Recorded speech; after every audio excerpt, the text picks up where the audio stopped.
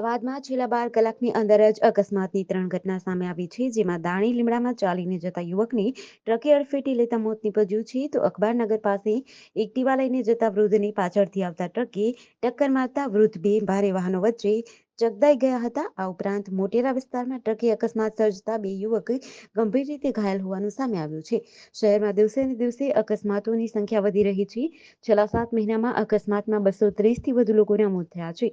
અમદાવાદ શહેરના Dani લીમડામાં cosy hotel પાસે 44 વર્ષના કિશોર અશોકભાઈ ચતુર્વેદી કોઝી હોટલથી મોતીપુરા ચોકડી ચાલીને જતા હતા. તે દરમિયાન મોતીપુરા ચોકડી ઉપર જતા રોડ ઉપર બાપા સીતારામની મઢુલી પાસે બેફામ આવતા ટ્રકે અડફેટે લેતા તેમનું મોત નીપજ્યું છે. મુખ્યમંત્રી ભૂપેન્દ્ર પટેલે રાજ્ય સરકારના કર્મચારીઓની રજા પ્રવાસ રાહત માટે વંદે ભારત ટ્રેનની મુસાફરીને માન્યતા આપવાનો નિર્ણય કર્યો છે. રાજ્ય સરકારના કર્મચારીઓને દર 4 વર્ષે એલટીસી વતન પ્રવાસનો લાભ 6000 કિમીની મર્યાદામાં આપવામાં આવે છે. કર્મચારીઓ દ્વારા આવતા પ્રવાસ અન્વયે ટ્રેન દ્વારા મુસાફરી કરવામાં આવતી હોય છે, ત્યારે આ મુસાફરી હવે સરકારી કર્મચારીઓ વંદે ભારત ટ્રેનમાં કરી શકશે. આ મુસાફરીનો 5 લાખ સરકારી કર્મચારીઓને લાભ મળશે. આ જોગવાઈ રાજધાની શતાબ્દી વંદે ભારત એક્સપ્રેસ ટ્રેન દ્વારા કરેલ ખરેખર મુસાફરી કરવા માટે છે.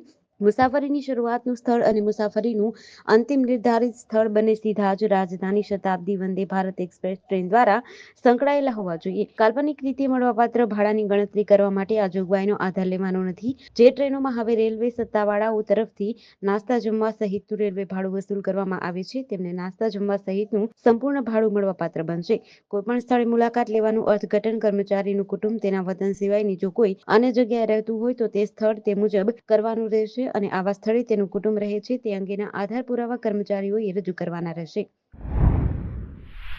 વડોદરા શહેરના કારેલીબાગ વિસ્તારમાં એક્ટિવા પર જઈ રહેલી વિદ્યાર્થીઓને પૂરપાટ ઝડપે જઈ રહેલી આઈસર ટ્રકે ટક્કર મારતા ધોરણ 12માં અભ્યાસ કરતી સગીરાનું મોત થયું છે. 4 રસ્તા પરની અકસ્માતની સમગ્ર ઘટના સીસીટીવીમાં કેદ થઈ છે, જેમાં દેખાઈ રહ્યું છે કે ટર્ન લઈ રહેલી એક્ટિવા ચાલક વિદ્યાર્થીનીને પાછળથી આવતી ટ્રકના ચાલકે અડફેટે લેતા એક વિદ્યાર્થીની પર ટ્રકનું ટાયર ફરી વળતા હાથ અને નાકમાંથી લોહી વહ્યું હતું.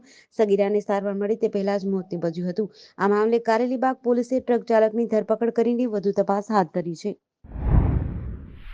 રાજ્યમાં રોજબરોજ અકસ્માતમાં લોકો જીવ ગુમાવી રહ્યા છે, ત્યારે વધુ એક અકસ્માતની ઘટના સામે આવી છે. સુરેન્દ્રનગરમાં 30 મુસાફરો ભરેલી એસટી બસ ખાડામાં ખાબકતા 20થી વધુ મુસાફરો ઘાયલ થયા છે. જોકે સદનસીબે ઘટનામાં કોઈનું મોત થયું નથી. હાલ તમામને સારવાર હેઠળ ખસેડાયા છે. આ અંગે મળતી વિગત મુજબ સુરેન્દ્રનગર ચોટીલા હાઈવે પર સોમાસર ગામના પાટિયા પાસે રાજકોટ સુરેન્દ્રનગર રૂટની એસટી બસ ચાલક સ્ટીયરિંગ પરનો કાબુ ગુમાવતા રોડથી નીચે ખાડામાં ખાબકીને બસ ઊંધી વળી ગઈ હતી. આ બસમાં 30 જેટલા મુસાફરો સવાર હતા, જેમાંથી અંદાજે 20થી વધુ મુસાફરો ઈજાગ્રસ્ત થયા હતા. બસ પલટી જતા બસમાં સવાર મુસાફરોની બૂમદેકારો સાંભળી આજુબાજુના લોકો દોડી આવ્યા હતા અને 108ને તાત્કાલિક જાણ કરી હતી. સરદાર સરોવર નર્મદા ડેમમાંથી નર્મદા નદીમાં સતત પાણી છોડાઈ રહ્યું છે, જેને પગલે વડોદરા જિલ્લાના ડભોઈ તાલુકાના યાત્રાધામ ચાંદોદ ખાતેથી વહેતી નર્મદા નદીની જળ સપાટીમાં ગત 2 દિવસની સરખામણીમાં વધારો થયો છે. યાત્રાધામ ચાંદોદના પ્રસિદ્ધ મલ્હારાવ ઘાટના 58 પગથિયા પાણીમાં ગરકી ગયા છે. દુર્ઘટના કે જાનહાનિ ન થાય તે માટે નર્મદા નદીમાં સ્નાન કરવા ઉપર ચાંદોદ ગ્રામ પંચાયતે પ્રતિબંધ ફરમાવ્યો છે. વડોદરા જિલ્લા આપત્તિ વ્યવસ્થાપન મંડળ દ્વારા પૂરની સ્થિતિ ઉપર નજર રાખવામાં આવી રહી છે. આપત્તિના સમયે 1077 નંબર ઉપર સંપર્ક કરી શકાય છે. નર્મદા ડેમના 9 દરવાજા 2 ફૂટ 1 મીટર ખોલવામાં આવ્યા છે. પંચમહાલ જિલ્લા ખાણ ખનીજ વિભાગને બાતમી મળી હતી કે શહેરા ગોધરા રોડ ઉપર આવેલા ખાંડિયા ગામ પાસે એક ટ્રક ગેરકાયદેસર અને બિનઅધિકૃત રીતે સફેદ પથ્થર ભરી પસાર થઈ રહી છે, જ્યારે ગોધરા તાલુકાના સાપા સેગવા ગામ પર પસાર થતી કુણ નદીના પટમાં કેટલાક ખનીજ માફિયાઓ દ્વારા ગેરકાયદેસર એક ટ્રેક્ટર દ્વારા રેતી ઉલેચી અને ભરીને લઈ જવામાં આવી રહી છે. જેના આધારે ખનીજ વિભાગની ટીમે બંને જગ્યાઓ પર રેડ દરમિયાન એક ટ્રક સફેદ પથ્થર ભરેલ અને એક ટ્રેક્ટર ભરેલ રેતી સાથે 15 લાખનો મુદ્દામાલ કબજે કરી 2 ઇસમોની અટકાયત કરી છે. પતંજલિ આયુર્વેદ અને યોગ ગુરુ સ્વામી રામદેવ અને આચાર્ય બાલકૃષ્ણને રાહત આપતા સુપ્રીમ કોર્ટે તેમની સામે કોર્ટના ભ્રામક જાહેરાતનો કેસ બંધ કરી દીધો છે. કોર્ટે બંનેને કડક ચેતવણી આપતા કહ્યું કે જો તેઓ કોર્ટના આદેશનું ઉલ્લંઘન કરીને કંઈ પણ કરશે, જેમ કે અગાઉ થયું, તો કોર્ટ કડક સજા આપશે. જસ્ટિસ હિમા કોહલી અને જસ્ટિસ અહસાનુદ્દીન બેન્ચે મંગળવારે ચુકાદો સંભળાવ્યો હતો. 14 મેના રોજ સુપ્રીમ કોર્ટે માનહાનિ કેસની નોટિસ પર પોતાનો નિર્ણય સુરક્ષિત રાખ્યો હતો. સુપ્રીમ કોર્ટે ઇન્ડિયન મેડિકલ એસોસિએશનની અરજી પર સુનાવણી કરી હતી, જેમાં કોવિડ રસીકરણ અને એલોપેથીને બદનામ કરવાનો આરોપ મૂકવામાં આવ્યો છે. પતંજલિની જાહેરાત સામે ઇન્ડિયન મેડિકલ એસોસિએશન દ્વારા દાખલ કરવામાં આવેલી અરજી સાથે આ અવમાનના કેસની શરૂઆત થઈ હતી.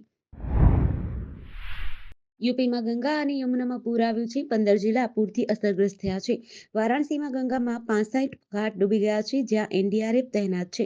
લખીમપુરમાં શારદા નદીનું જળસ્તર વધવાથી 250 ગામમાં પાણી ભરાયા છે. લગભગ 2.5 લાખ લોકો અસરગ્રસ્ત છે. મધ્યપ્રદેશના મુરૈનામાં તળાવનો પાળો તૂટવાથી 4 ગામોમાં ફરી વળ્યો છે, જેના કારણે 20 ગામમાં પૂરની ચેતવણી અપાઈ છે. રાજસ્થાનમાં વરસાદના કારણે છેલ્લા 2 દિવસમાં 26થી વધુ લોકોના મોત થયા છે.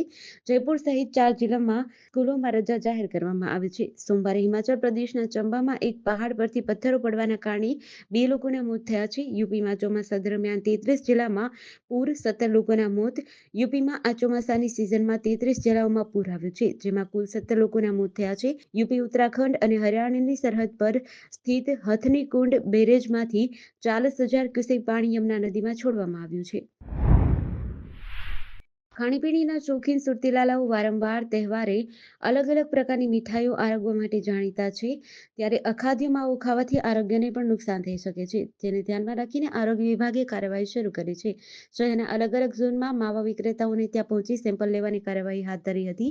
સુરત મનપાની આરોગ્ય વિભાગની ટીમ દ્વારા આજે શહેરના 8 ઝોનની અંદર મીઠાઈ વિક્રેતા અને માવા વિક્રેતાઓને ત્યાં જઈને સેમ્પલ લેવાનું શરૂ કરાયું હતું. ડેરીમાં તેમજ મીઠાની દુકાનમાં માવાનું વેચાણ પણ અલગથી કરવામાં આવે છે. ઘણા લોકો મીઠાઈની દુકાનમાંથી મીઠાઈ લાવવાને બદલે પોતાની રીતે માવો લાવીને ઘરે જ મીઠાઈ બનાવતા હોય છે. આરોગ્ય વિભાગ દ્વારા માત્ર માવાનું વેચાણ કરતા હોય તેવા સ્થળ પર જઈને પણ સેમ્પલ લેવામાં આવ્યા હતા. જંબુસરના ડાભા ગામમાં એક પાણીની ટાંકી આવેલી હોય, પરંતુ તેને ઘણો સમય થયો હોય જર્જરિત હતી. આ અંગે પંચાયત દ્વારા તેને ઉતારી લેવાની કામગીરી હાથ ધરાઈ હતી. ત્યારે અચાનક ટાંકી તે બાજુમાં આવેલી પતરાની દુકાનો તરફ ઘસી પડતા દોડધામ મચી હતી. ટાંકી ઉતારવાની કામગીરી ચાલતી હોય લોકોને તેને જોવા બહાર ઊભા હોય. જાનહાનિ થઈ ન હતી. જોકે ટાંકીનો કાટમાળ દુકાનો પર પડ્યો હતો. દુકાનો પર પડેલો ટાંકીનો કાટમાળ જેસીબી વડે હટાવાયો હતો. ઘટનાની જાણ થતાં જ ગ્રામજનોના ટોળેટોળા ઉમટી પડ્યા હતા. આ ટાંકી પડવાની ઘટના એક સ્થાનિકે પોતાના મોબાઈલમાં કેદ કરી હતી. ભરૂચ જિલ્લાના જંબુસર તાલુકાના ડાભા ગામની પાણીની ટાંકી જર્જરિત થઈ જતા તેને ઉતારવાની કામગીરી દરમિયાન ટાંકી દુકાનો પર ધસી પડતા દોડધામ મચી હતી.